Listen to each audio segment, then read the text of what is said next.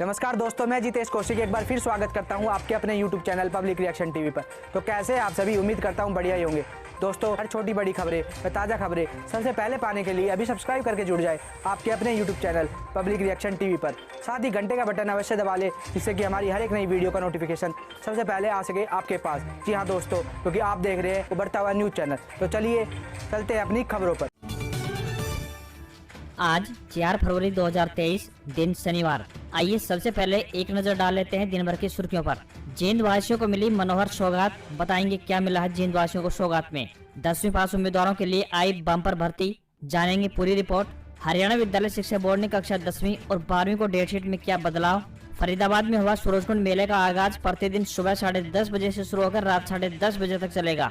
हरियाणा सरकार देगी अनुसूचित जाति के कर्मचारियों को पदोन्नति में आरक्षण। हरियाणा में MBBS पाठ्यक्रम में आयुर्वेद को शामिल किया जाएगा। सोनाली फोगाट मर्डर केस, साजिश के आरोपी सुखविंदर की जमानत पर फैसला टला। गोवा कोर्ट में बहस, अगली सुनवाई 8 को। संत शिरोमणि गुरु रविदास जी के नाम पर होगा रसूलपुर मेडिकल कॉलेज का नाम। चरखे दादरी के लिए अच्छी खबर, महेंद्रगढ़ चौक से 152D तक बनेगी 4 लेन सड़क। प्रवासी हरियाणवियों पर JJP की नजर, चेन्नई दौरे पर डिप्टी CM दुष्यंत चौटाला संगठन खड़ा करने की तैयारी में जुटे। बजट सत्र से पहले सड़कों पर उतरेंगे रोडवेज कर्मी। हरियाणा में OPS की मांग को लेकर देंगे धरना, 14 से आंदोलन की है तैयारी। और अब खबरें विस्तार से। स्टाफ सिलेक्शन कमीशन में निकली बम्पर वैकेंसी, 10वीं पास उम्मीदवार 17 फरवरी तक कर सकेंगे अप्लाई। स्टाफ सिलेक्शन कमीशन ने मल्टीटास्किंग स्टाफ और हवलदार के पदों के लिए संशोधित नोटिफिकेशन जारी किया है, जिसके तहत अब 12,523 पदों पर भर्तियां निकाली गई हैं, जिसमें शामिल होने के लिए 10वीं पास उम्मीदवार आयोग की ऑफिशियल वेबसाइट ssc.nic.in पर जाकर 17 फरवरी तक ऑनलाइन अप्लाई कर सकेंगे। उम्मीदवारों को सिलेक्शन रिटन टेस्ट के आधार पर व फिजिकल टेस्ट के आधार पर किया जाएगा। भर्ती प्रक्रिया में शामिल होने के लिए उम्मीदवारों को किसी भी मान्यता प्राप्त बोर्ड से 10वीं पास होना चाहिए। कांस्टेबल के पदों पर बात करें तो जनरल कैटेगरी के उम्मीदवारों की आयु कम से कम 18 साल और अधिक से अधिक 27 साल होनी चाहिए। वहीं रिजर्व कैटेगरी के उम्मीदवारों को सरकारी नियमों के अनुसार आयु सीमा में छूट दी जाएगी। साथ ही भर्ती प्रक्रिया में आवेदन करने के लिए उम्मीदवारों को 100 रुपए आवेदन शुल्क देना होगा। वहीं महिला उम्मीदवारों को आवेदन शुल्क का भुगतान करने में छूट दी गई है। उम्मीदवार ऑनलाइन आवेदन करने के लिए आधिकारिक वेबसाइट ssc.nic.in पर जा सकते हैं। विवाह सगुन योजना का पोर्टल खुला, पिछले साल वंचित रहे पात्र कर सकते हैं आवेदन। मुख्यमंत्री विवाह सगुन योजना के लिए जो आवेदक गत वर्ष जुलाई और अगस्त महीने में ऑनलाइन आवेदन नहीं कर पाए थे, वे फरवरी और मार्च महीने में आवेदन कर सकते हैं। दादरी के जिला कल्याण अधिकारी देवेंद्र सिंह ने जानकारी देते हुए बताया कि साल 2022 के दौरान जुलाई व अगस्त महीने में विवाह सगुन योजना का पोर्टल शादी ईतिजा तकनीकी कारणों से बंद रहा था। इस दौरान जिन दंपतियों का विवाह मई और जून माह में हुआ था, वे जुलाई व अगस्त महीने में इस योजना के लिए आवेदन करने से वंचित रह गए थे। जिला कल्याण विभाग ने उनको एक बार फिर से आवेदन करने का अवसर दिया है। पिछले साल मई और जून महीने में जिन युवाओं की शादी हुई थी और जो अपने विवाह का पंजीकरण करवा चुके हैं, वे इस साल फरवरी एवं मार्च महीने में आवेदन कर सकते हैं। इस योजना में विधवा महिला, अनुसूचित वर्ग, BPL परिवारों के पात्र बेटे की शादी होने के बाद सरकार की सगुन की राशि का लाभ ले सकते हैं। इसमें 31,000 रुपए से लेकर 71,000 रुपए तक की राशि प्रदान की जाएगी। हरियाणा के मुख्यमंत्री मनोहर लाल ने संत शिरोमणि गुरु रविदास की 646वीं जयंती के उपलक्ष्य में जिला जींद के नरवाने में आयोजित राज्य स्तरीय समारोह में बतौर मुख्य अतिथि शिरकत की। उन्होंने घोषणा करते हुए कहा कि फतेहाबाद के गांव रसूलपुर में बनने वाले मेडिकल कॉलेज का नाम संत शिरोमणि गुरु रविदास के नाम पर रखा जाएगा। इसके अलावा चौधरी देवलाल यूनिवर्सिटी सिरसा में संत शिरोमणि गुरु रविदास जी के नाम पर एक चेयर स्थापित की जाएगी, ताकि उनके जीवन का अध्ययन कर उनके विचारों का प्रचार प्रसार किया जा सके। उन्होंने कहा कि संत शिरोमणि गुरु रविदास जी के नाम से पीपली के पास एक स्मारक बनाने के लिए जमीन की पहचान की गई है, जिस पर गुरु रविदास जी के नाम से एक बड़ा स्मारक बनाया जाएगा, जहां छात्रावास भी होगा और स्कूल भी होगा। मनोहर लाल ने नरवाना में संत रविदास धर्मशाला के जीर्णोद्धार के लिए 21 लाख रुपए देने की घोषणा की है। साथ ही उन्होंने कहा कि केंद्रीय बजट में गाँव में लाइब्रेरी खोलने का प्रावधान किया गया है। हरियाणा सरकार भी गाँव में पुस्तकालय बनाने पर जोर दे रही है। जिन गाँव से पुस्तकालय खोलने की मांग आएगी, उन्हें पूरा किया जाएगा। मुख्यमंत्री ने जींद विधानसभा क्षेत्र में 5 करोड़ 56 लाख रुपए की लागत से अटल पार्क, वहीं 5 करोड़ 88 लाख रुपए की लागत से जींद कॉलोनी में सड़कों की मरम्मत, वहीं 4 करोड़ 26 लाख रुपए की लागत से फैरन कला में स्थापित 33 kV सब स्टेशन, वहीं 1 करोड़ 12 लाख रुपए की लागत से उचाना खुर्द में स्थापित कम्युनिटी सेंटर तथा 2 करोड़ 65 लाख रुपए की लागत से नरवाना में बने बाल भवन का उद्घाटन किया। इसके अलावा 6 करोड़ 25 लाख रुपए की लागत से लगभग 5 गाँव में सिंचाई के लिए पानी के पुनः उपयोग हेतु परियोजना तथा साथ ही 3 करोड़ 29 लाख रुपए की लागत से बड़सीकरी माइनर के जीर्णोद्धार प्रोजेक्ट का शिलान्यास किया। हरियाणा सरकार देगी अनुसूचित जाति के कर्मचारियों को पदोन्नति में आरक्षण। हरियाणा के मुख्यमंत्री मनोहर लाल ने संत शिरोमणि गुरु रविदास की 646वीं जयंती के उपलक्ष्य में जींद जिला के नरवाना में आयोजित राज्य स्तरीय समारोह में घोषणा करते हुए कहा कि हरियाणा सरकार अनुसूचित जाति के कर्मचारियों को पदोन्नति में आरक्षण देगी। इसके लिए सभी तय किया जाएगा। मुख्यमंत्री मनोहर लाल ने अनुसूचित जाति के लोगों को उद्योग लगाने के लिए बड़ी सहायता की घोषणा करते हुए कहा कि लघु एवं सूक्ष्म उद्योग लगाने के लिए जमीन खरीद पर अब 20% की छूट दी जाएगी। अभी तक 10% की छूट दी जाती थी। इसके अलावा व्यापार करने के लिए भी जो ऋण दिया जाता है उस पर भी ब्याज में अन्य वर्गों के मुकाबले 20% की ज्यादा छूट दी जाएगी। साथ ही मुख्यमंत्री ने घोषणा करते हुए कहा कि अनुसूचित जाति के युवाओं को स्वरोजगार व उद्यमिता के लिए बढ़ावा देने के लिए बैंकों के अलावा सरकार की ओर से वित्तीय सहायता प्रदान करने हेतु एक वेंचर कैपिटल फंड बनाया जाएगा। उन्होंने कहा कि अनुसूचित जाति के लगभग 32% बच्चे आज शिक्षा ग्रहण कर रहे हैं। जिस समाज के इतने अधिक बच्चे शिक्षा प्राप्त कर रहे हों वह समाज निश्चित रूप से तरक्की की ओर अग्रसर होगा। इन बच्चों को उच्च शिक्षा ग्रहण करने और प्रतियोगी परीक्षाओं की तैयारी करने के लिए मुफ्त यानी फ्री में कोचिंग दिलाई जाएगी।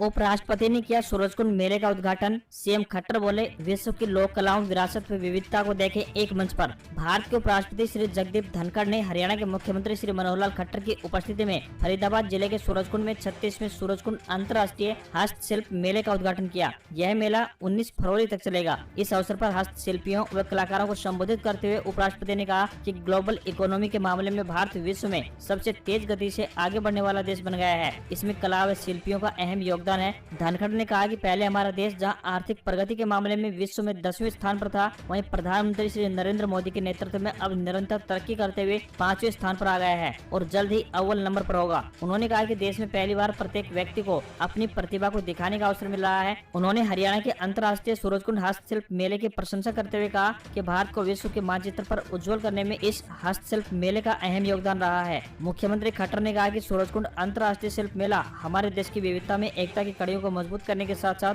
वसुधैव कुटुंबकम की अवधारणा को भी आगे बढ़ाता है। साथ ही खट्टर ने कहा कि सूरजकुंड मेले में होता है एक भारत श्रेष्ठ भारत का दर्शन। आपको यहाँ पर बताते चलें कि आप बुक माई शो पोर्टल पर जाकर मेले के लिए ऑनलाइन टिकट खरीद सकते हैं। छुट्टी के दिन टिकट की कीमत 180 रुपए रहेगी, जबकि अन्य दिनों की बात करें तो यह 120 रुपए रहेगी।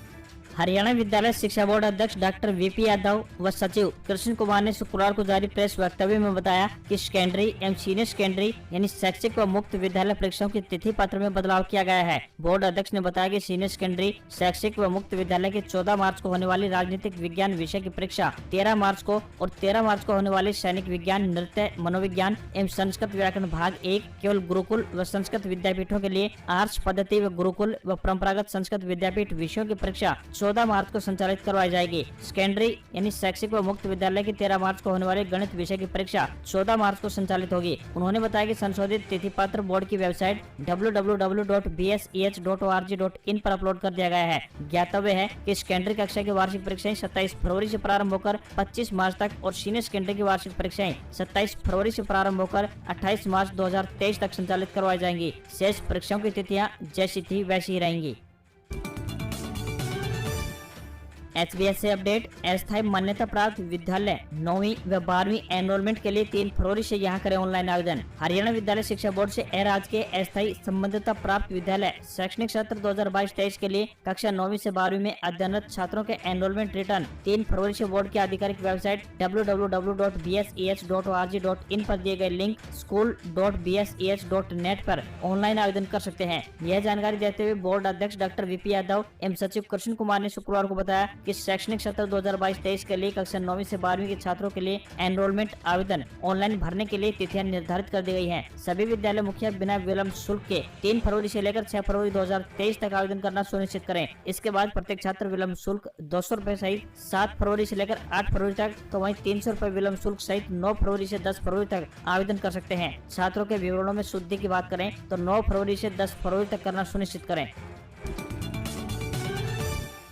अभय सिंह चौटाला बोले, केंद्र सरकार ने किसानों से जुड़ी चीजों की सब्सिडी में भयंकर कटौती कर किसान विरोधी होने का दिया परिचय। इनेलो के प्रधान महासचिव एवं इलाहाबाद के विधायक अभय सिंह चौटाला ने कहा है कि केंद्र की भाजपा सरकार ने साल 2023-24 के लिए पेश किए गए बजट में किसानों से जुड़ी सभी चीजों की सब्सिडी में भयंकर रूप से कटौती की है। फर्टिलाइजर, फूड और पेट्रोलियम जो किसानों से संबंधित है, इनकी सब्सिडी में कटौती करके भाजपा सरकार ने किसान विरोधी होने का परिचय दे दिया है। अभय सिंह चौटाला ने बताया कि 2023-24 में fertiliser subsidy 22%, food subsidy subsidy budget में 32% घटा दिया है। वहीं खेती की बात करें तो खेती के लिए जो डीजल किसान उपयोग करता है उस पेट्रोलियम की सब्सिडी बजट में 34% घटा दिया है। उन्होंने कहा कि आने वाले समय में सब्सिडी कम होने के कारण खाद के दाम बढ़ जाएंगे, जिससे फसल की लागत और ज्यादा हो जाएगी। अभय सिंह चौटाला ने कहा कि किसानों की आय 2022 तक दोगुनी करने का दम भरने वाली भाजपा सरकार अभी तक किसानों की आय को दोगुनी नहीं कर पाई है, अपितु खेती की लागत को दोगुनी करने में सफल रही है। वहीं भाजपा सरकार बड़े उद्योगपतियों के लिए बजट बना रही है। अभय चौटाला ने आगे बताया कि बड़े शर्म की बात है कि भाजपा ने 8 साल के कार्यकाल में बड़े उद्योगपतियों को 10,70,000 करोड़ से ऊपर का कर्जा माफ कर दिया है,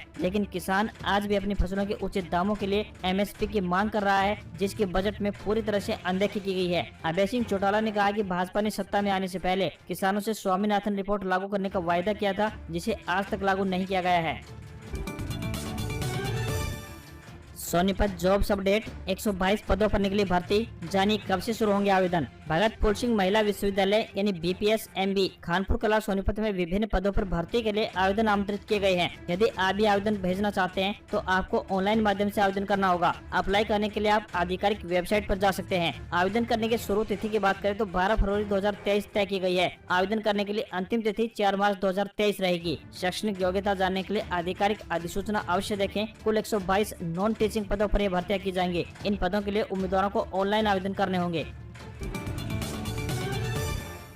आज ही करें महिला सम्मान बचत पत्र योजना में निवेश, 2 साल तक मिलेगा लाभ। वित्त मंत्री निर्मला सीतारमण ने बजट 2023 में नई घोषणा करते हुए महिलाओं के लिए महिला सम्मान बचत पत्र की घोषणा की है। साथ ही उन्होंने बताया कि महिलाएं 2 साल यानी कि साल 2025 तक इस योजना का लाभ उठा पाएंगे। इस स्कीम के तहत महिलाएं 2 लाख रुपए तक का महिला सम्मान बचत पत्र खरीद सकती हैं। इस स्कीम में निवेश करना महिलाओं के लिए सबसे ज्यादा अच्छा बताया जा रहा है। हालांकि अभी तक ये स्पष्ट नहीं हो पाया है कि यह बचत पत्र बैंक जारी करेंगे या फिर पोस्ट ऑफिस अथवा किसी अन्य माध्यम से जारी किए जाएंगे। 1 साल की FD के मामले में SBI, Canara bank, bank of Baroda 6.7% के हिसाब से ब्याज दे रहा है, तो इसी प्रकार से 2 साल की FD के मामले में इंडसइंड बैंक 7.5% इंटरेस्ट दे रहा है, जो कि सभी बैंकों की तुलना में ज्यादा है। इसके अलावा ICICI बैंक और HDFC बैंक भी 7% के हिसाब से ब्याज ऑफर कर रहे हैं। वहीं 3 साल और 5 साल की FD की बात करें तो इंडसइंड बैंक की तरफ से 7.25% की दर से ब्याज दिया जा रहा है। राष्ट्रीय बचत पत्र पोस्ट ऑफिस से खरीदा जा सकता है, जिसे लोग टैक्स सेविंग इन्वेस्टमेंट के तौर पर देखते हैं। पोस्ट ऑफिस के जरिए सरकार किसान विकास पत्र योजना चलाती है। इसकी अवधि 124 महीने यानी कि 10 साल 4 महीने की है। आम लोगों को गेहूं के आटे की बढ़ती कीमतों से राहत, अब इतने रुपए में बिकेगा आटा। आम लोगों को गेहूं के आटे की बढ़ती कीमतों से राहत दिलाने के लिए केंद्रीय भंडार ने गुरुवार से 29 रुपए 50 पैसे प्रति किलो आटा बेचना शुरू कर दिया है, जबकि सहकारी समितियां यानी नेफेड और NCCF 6 फरवरी से एक ही कीमत पर आटा बेचेंगे। खाद्य मंत्रालय की तरफ से यह जानकारी दी गई है। एक बयान में कहा गया है कि इन संस्थाओं ने 29 रुपए 50 पैसे प्रति किलो के अधिकतम खुदरा मूल्य के साथ गेहूं के आटे को भारत आटा या फिर कोई अन्य उपयुक्त नाम के रूप में ब्रांड करने पर सहमति व्यक्त की है। मंत्रालय ने कहा है कि केंद्रीय भंडार ने गुरुवार से ही 29.5 रुपए प्रति किलो के हिसाब से आटा बेचना शुरू कर दिया है। घरेलू उत्पाद में गिरावट के कारण पिछले कुछ महीनों में देश में गेहूं और गेहूं के आटे की कीमतें बढ़ी हैं। ओल्ड पेंशन स्कीम यानी OPS पर 2 राज्यों के CM आमने सामने। अशोक गहलोत बोले, खट्टर को किसी ने गलत बताया। हरियाणा CM ने कहा था राजस्थान इसे लागू नहीं कर रहा। राजस्थान के CM अशोक ने ओल्ड पेंशन स्कीम यानी OPS को लेकर हरियाणा के CM मनोहर लाल खट्टर को ओपन लेटर लिखकर पलटवार किया है। CM गहलोत ने लिखा है, हरियाणा CM का बयान तथ्यात्मक नहीं है। उन्होंने OPS को हरियाणा में भी लागू करने की सलाह दी। साथ ही केंद्र को सिफारिश भेजने को कहा। बुधवार को कैबिनेट मीटिंग के बाद हरियाणा के मुख्यमंत्री मनोहर लाल खट्टर की तरफ से ओल्ड पेंशन स्कीम पर कहा गया था कि राजस्थान सरकार इसे राज्य में लागू नहीं कर रही है। राजस्थान के CM ने चिट्ठी में लिखा है कि प्रिय मनोहर लाल खट्टर जी, मीडिया के माध्यम से पता चला है कि आपने सरकारी कर्मचारियों के लिए ओल्ड पेंशन स्कीम यानी OPS पर बयान देते हुए कहा कि राजस्थान ने ओल्ड पेंशन स्कीम की घोषणा को वापस ले लिया है। मैं आपको बताना चाहता हूं कि आपको किसने गलत जानकारी दी है। राजस्थान के मुख्यमंत्री ने लिखा कि राज्य में 1 अप्रैल 2022 से ओल्ड पेंशन स्कीम लागू कर दी गई है। उन्होंने लिखा है कि आगे भी सभी कर्मचारियों को ओल्ड पेंशन स्कीम का लाभ दिया जाएगा।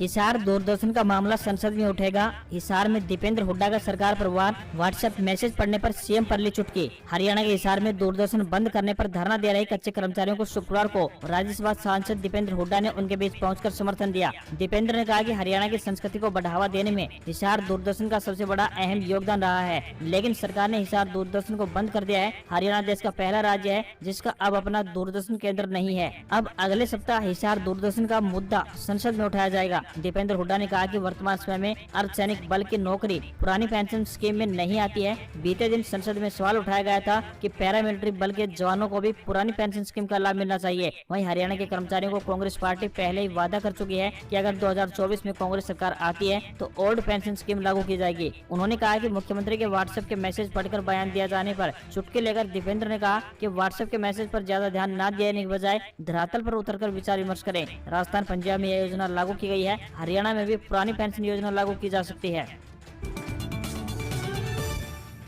झज्जर में आधा दर्जन गांव के लोगों का प्रदर्शन, बुढ़ापा पेंशन और बीपीएल कार्ड काटे जाने पर रोष, खराब सरसों पर मांगा मुआवजा। हरियाणा के झज्जर में परिवार पहचान पत्र यानी ट्रिपल पी को ढाल बनाकर सरकार द्वारा काटी जा रही बुढ़ापा पेंशन और बीपीएल कार्ड से वंचित बेरी के आधा दर्जन गाँव के ग्रामीणों ने शुक्रवार को झज्जर में लघु सचिवालय में प्रदर्शन किया। लोगों ने सरकार के खिलाफ जमकर नारेबाजी की। बेरी क्षेत्र के गाँव ठीठ, मलिकपुर, चिमनी, ढराना, सिवाना सहित आधा दर्जन गाँव के ग्रामीण, जिनमें काफी संख्या में महिलाएं भी शामिल थी, ने लघु सचिवालय पहुंचकर सरकार के फैसले पर आक्रोश जताया। इन सभी का कहना था कि सरकार ने परिवार पहचान पत्र को ढाल बनाकर अनेक लोगों की न सिर्फ बुढ़ापा पेंशन कार्ड दी है बल्कि उनका बीपीएल राशन कार्ड भी खत्म कर दिया है, जो कि न्याय संगत नहीं है, जबकि उनका सहारा ही बुढ़ापा पेंशन और बीपीएल कार्ड था। आक्रोशित ग्रामीणों का कहना था कि यदि परिवार पहचान पत्र ही इनकम का आधार है तो फिर सरकार को चाहिए कि मंत्री और विधायकों के भी परिवार पहचान पत्र से इनके भत्ते और इनकी पेंशन काटनी चाहिए। गरीब आदमी को खत्म करने का सरकार फैसला क्यों ले रही है? डीसी ने सभी मामले में राहत दिए जाने की बात कही है। ग्रामीणों ने मांग करते हुए कहा कि उनकी बुढ़ापा पेंशन और बीपीएल कार्ड बनाने के साथ साथ पाले से खराब हुई सरसों की फसल की विशेष गिरदावरी कराकर उसका मुआवजा भी दिया जाए। उन्होंने चेताया कि यदि सरकार ने उनकी नहीं सुनी तो वह एक बड़ा आंदोलन खड़ा करने को मजबूर होंगे।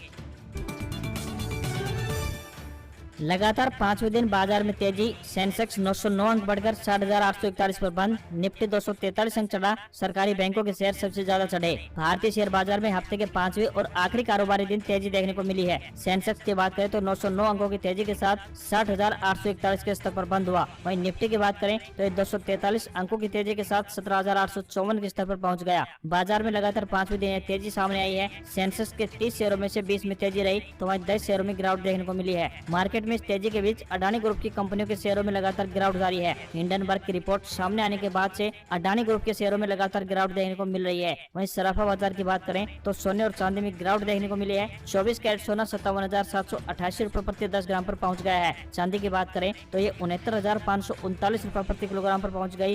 डॉलर रुपया के मुकाबले 34 पैसे कमजोर हुआ है। एक डॉलर का रेट 81 रुपए 86 पैसे के स्तर पर बंद हुआ। अगर आपको हमारी खबर पसंद आई हो तो हमारी खबरों पर एक प्यारा सा लाइक जरूर दें। जी हाँ दोस्तों, और साथ ही खबरों को ज़्यादा से ज़्यादा शेयर करें और कमेंट बॉक्स में इन खबर पर आपकी क्या है राय वो हमें ज़रूर बताएं।